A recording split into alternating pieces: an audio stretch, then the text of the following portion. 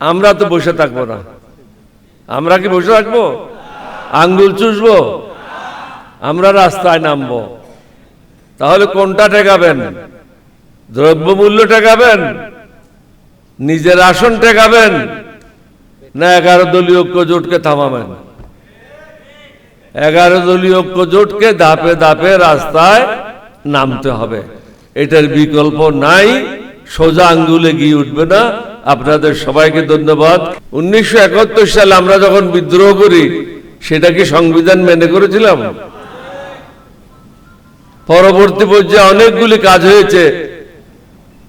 আমি প্রত্যেকটা সংগ্রামের সাথে লিপ্ত ছিলাম, নেতৃত্বে ছিলাম। এরশাদের পতন যেদিন হলো, সর্বশেষ মিছিলটা আমিই করেছিলাম, 144 ধারা ভঙ্গ করেছিলাম। এটা কি আইন মেনে করেছিলাম? সংবিধান মেনে করেছিলাম? সংবিধান কার জন্য? মানুষের উপকারের জন্য, মানুষকে কষ্ট দেওয়ার জন্য না। আমরা তো এমন কিছু চাচ্ছি না যেটা প্রধানমন্ত্রীর ক্ষমতা কমে যাবে, স্বরাষ্ট্রমন্ত্রীর ক্ষমতা কমে যাবে, বা কোনো এমপির ক্ষমতা কমে যাবে। এখানে মুশকিল আছে। মুশকিল হলো এই নির্বাচনটা হয়েছে রিজওয়ানা মার্কার নির্বাচন, এবং এখানে শিক্ষিত লোকের সংখ্যা খুব কম। সংবিধান এরা অনেকে বুঝে না। সুতরাং দুই একজনে যেটা বলে সবাই মাথা নাড়ে। এটা হঠাৎ আমার খেয়াল বললো, পাকিস্তানে ছিলাম 50 বছর, 12 বছর। অনেক এমপি ইলেক্টেড হয়ে আসতো, লেখাপড়া জানতো না। অনেকে হুক্কা নিয়েও পার্লামেন্টে ঢুকতো। তো একজনে বললো যে ভাই তুমি তো ঘুমাচ্ছ। বলতে আমি ঘুমাচ্ছি, যখন হাত তুলতে বলে একটু ধাক্কা দিও, আমি হাত তুলে নেব। এখন এরকম হাত তোলার পার্লামেন্ট হয়ে গেছে। প্রধানমন্ত্রীকে চিন্তা করতে হবে যে যতই কিছু করুক না কেন, শেষ পর্যন্ত দায়ভারটা আপনার উপরে আসবে। এটার জন্য আপনি প্রস্তুত আছেন কিনা? আপনার মা বলেছে সংবিধান ছুঁড়ে ফেলায় দাও, না বলে নাই? আপনার যে মহাসচিব আছে তিনিও বলেছেন, আপনার দলের অনেকেই বলেছেন। কেন বলেছেন? এখানে অনেকগুলি বৈষম্য রয়েছে। এই বৈষম্য দূর করলে আপনি নির্বিঘ্নে আপনার কর্মকাণ্ডগুলি চালাতে পারবেন। কিন্তু এখানে ক্ষতিগ্রস্ত হবে কিছু দুর্নীতিবাজ কর্মকর্তা কর্মচারী, যারা আপনাদেরকে করতে দিচ্ছে না। এখন যদি আপনি এটা না করেন, তাহলে কি হবে? এফেক্টটা কি হবে? গতকাল আপনারা দেখেছেন, পাকিস্তানের আসিফ মুনির আর শাহবাজ শরীফ মনে করলো আলেকজান্ডারের মতো বিশ্ব জয় করে নেবে।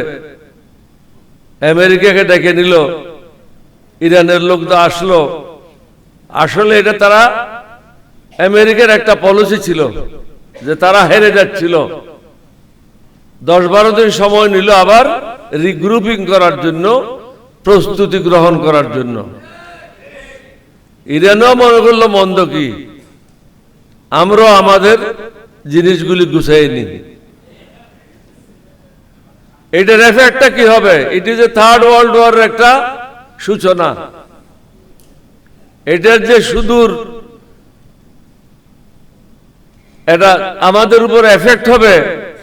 এখন আপনারা, আমি সাধারণ জিনিসের কথা বলি, মুরগির দাম 100 টাকা বৃদ্ধি পেয়েছে, যেটা কক, রেড কক বলে, ওটা 100 টাকা বৃদ্ধি পেয়েছে কেজি প্রতি। প্রত্যেকটা সবজির দাম বৃদ্ধি পেয়েছে, দ্রব্যমূল্যের দাম বৃদ্ধি পেয়েছে। মানুষের আয় তো বৃদ্ধি পায় নাই। 5-6 কিলোমিটার লম্বা একটা পেট্রোল পাম্পের সামনে দাঁড়ায় থাকতে হয়। যে লোকটা আগে মোটরসাইকেল দিয়ে জীবিকা নির্বাহ করত, সে এখন 2 বা 3টা ট্রিপের বেশি মারতে পারে না। বাকি সময় তাকে পেট্রোল পাম্পের সামনে দাঁড়ায় থাকতে হয়। সুতরাং ইকোনমিক ইম্প্যাক্টটা কি হবে, এই জিনিসটা আপনাকে বুঝতে হবে।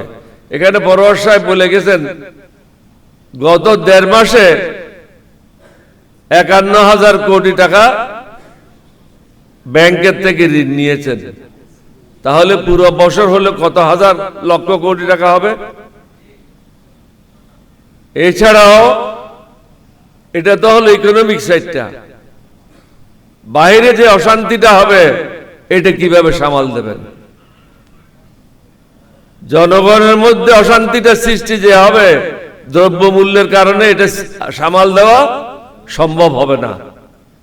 তারপরে আমরা তো বসে থাকবো না। আমরা কি বসে থাকবো? আঙ্গুল চুষবো? আমরা রাস্তায় নামবো। তাহলে কোনটা ঠেকাবেন? দ্রব্যমূল্য ঠেকাবেন, নিজের আসন ঠেকাবেন, না 11 দলীয় ঐক্য জোটকে থামাবেন? 11 দলীয় ঐক্য জোটকে ধাপে ধাপে রাস্তায় নামতে হবে, এটার বিকল্প নাই। সোজা আঙ্গুলে গিয়ে উঠবে না।